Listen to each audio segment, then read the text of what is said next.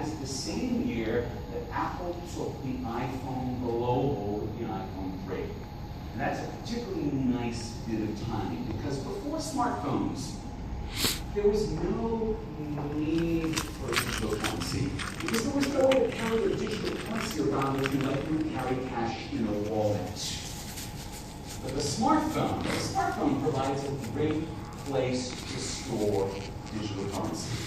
And the apps on the smartphone provide places that you can spend or earn digital currency.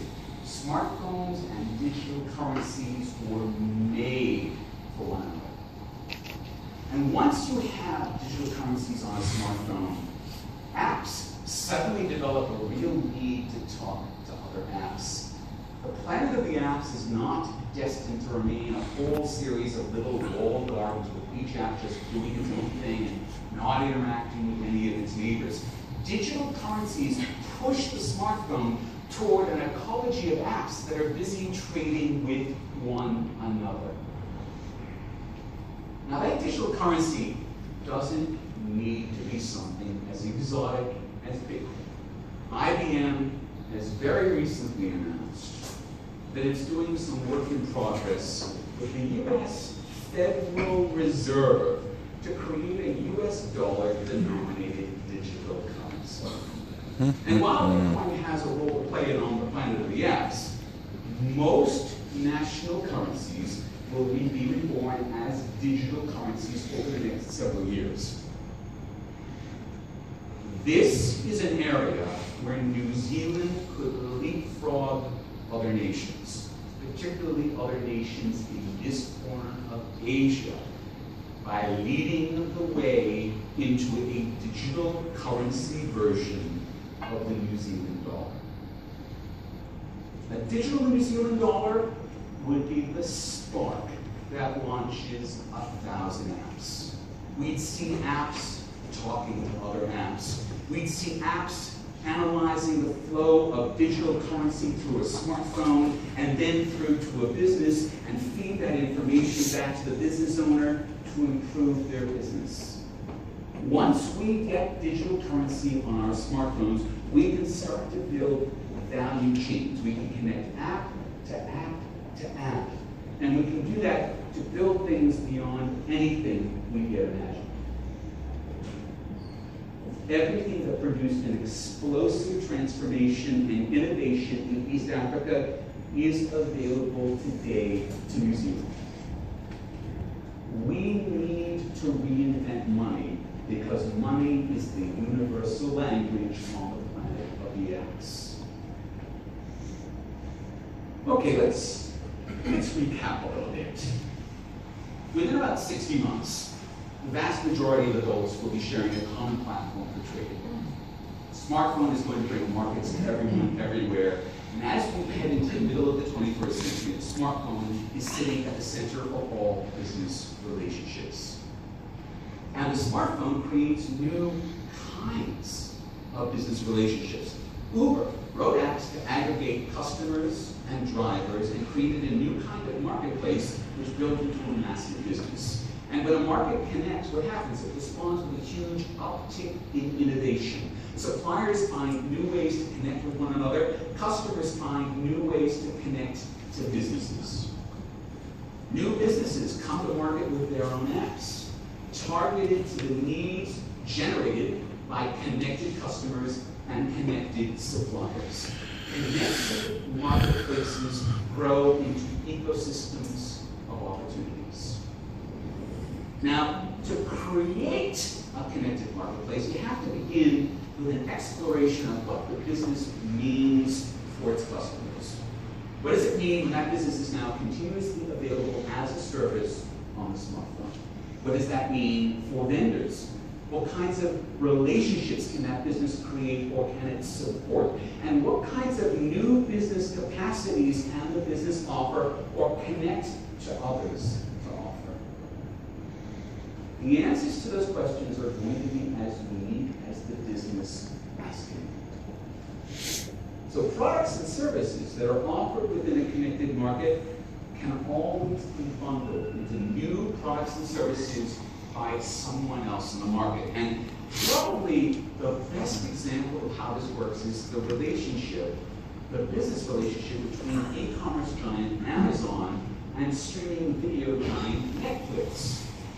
Although they are competitors, fierce competitors, Amazon rents the storage and bandwidth to Netflix on top of Amazon Web Services. Amazon Web Services, the largest client, is Amazon's biggest competitor in streaming video. Now, in the business world in the last century, competitors do not buy essential services from one another. But in the world of connected marketplaces, every business looks for ways to employ services that are already present in the marketplace, even when they're being offered up by a competitor. Connected marketplaces will see competitors pooling logistics, energy generation, raw materials.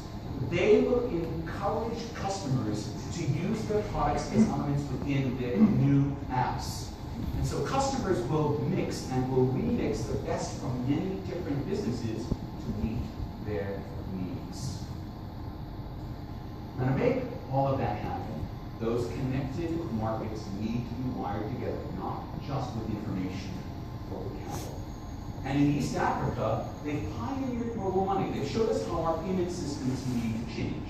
Once again, let me be completely clear on this. I would like to urge New Zealand to take the lead with its own digital currency. Are we clear?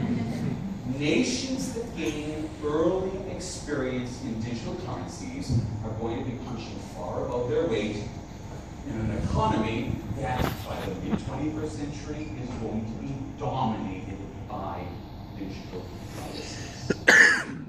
Digital currencies transform the smartphone into a wallet, into a bank account, into an investment portfolio, into a cash register. Money will begin to flow into the smartphone and between smartphones. It will occasionally enter the global banking system, but it will create its own parallel financial system, distributed across 6 billion smartphones. And that's where they've opened an entirely new products and services that can reach and touch just about everyone on the planet via apps. And more than just the focal point for established businesses to connect with customers, the smartphone is going to be the main platform for our trading as individuals. On the planet of the apps, every individual will be walking around with their own personal trade me outpost, buying and selling all of the time into a range of connected markets. And nearly all of this is already happening. William Gibson once noted that the future is already here, it's just not understood. Some of our future on the planet of the apps is unfolding in East Africa, some of it is happening in North America, some of it is happening right here in New Zealand. Okay, I want to close with another story that, since I learned it 3 months ago, has been continuously blowing my mind. Now, I was at a reception at that conference for the World Bank, and I spent a lot of time talking to a gentleman who runs Mumbai's stock exchange.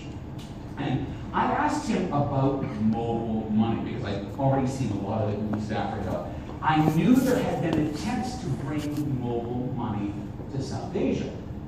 But mobile money doesn't exist in India, despite the fact that it could unleash enormous economic development. So I asked him why this was. Now, you may all know that India has recently had a change of government. It's basically had its first change in government since independence. And the new Prime Minister is Narendra Modi. I was working on my slides for this talk on Friday. I follow the Prime Minister on Twitter, and he sent a selfie along. That's him and the Prime Minister of China in a selfie that clearly he took. You can't really fake that. He's been setting the path of India towards some fundamental changes. And the first of those changes, this gentleman reminded me, was a project that was actually started under the previous government, which is issuing all Indians biometric ID cards. And that's a way to ensure that the poorly literate folks in India get the benefits they're entitled to without corrupt officials stealing great thing about that is those ID cards also provide a relatively foolproof know your customer system. And that's key to Modi's next effort, which he announced last year on Indian Independence Day. He's going to be providing every Indian with a bank account. Now, as in East Africa, most Indians right now, they're unbanked. And it's not because they don't use money or couldn't benefit from banking services. It's simply because it costs too much for India's banks to onboard the poorest Indians as customers. But a biometric ID card, it removes all of those costs. And it clears the path to 1 billion new customers. So, once the Indians have their biometric ID cards and their bank accounts, then, as gentleman indicated, the stage will be set for India to license its telecoms and financial services providers to offer mobile money. And so I said, okay, how long is that going to take? He considered, he said, within the first term as Prime Minister, probably within the next 3 years. So sometime before the Indians go back to the polls in 2019, we're going to see 1 billion people join the global banking system en masse, and they're all going to be fully equipped with mobile money products and services. Everything that happened in Kenya over the last 8 years is going to happen in India a whole lot faster, because there's going to be the presence of 1 billion newly connected Indians transforming finance. Okay, we can see this coming. We even know roughly when it's going to happen. Since we know the time and the place, we can prepare to take advantage of the business opportunities that will be opening up tomorrow. And those opportunities, they haven't gone unnoticed.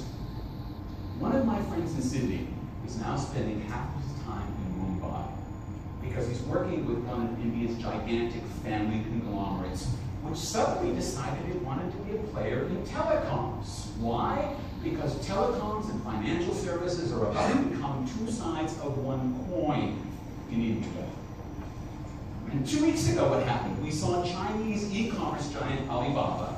We should actually say global e-commerce giant because they're way bigger than Amazon. We saw them make $1 billion investment in India's #2 smartphone company, Micromax. Why? Because that is a real estate play on the planet of the apps. Alibaba wants to ensure that its markets the smartphones are coming pre-installed with apps that lead directly to its markets and to its increasing range of financial services. So the players are already lining up. There's a sense that India is about to leapfrog the rest of the planet into a connected economy. New Zealand has a trading niche. It can put itself in pole position to take advantage of this once in a civilization transformation in South Asia. New Zealand can lead the way. They can create the products and services Indians will need. Connected markets can be pioneered here, they can be debugged here, they can be refined here, and then sold overseas, growing into massive connected market ecosystems around the world. The talent to seize that opportunity is here in this room today. And on the planet of the apps, that opportunity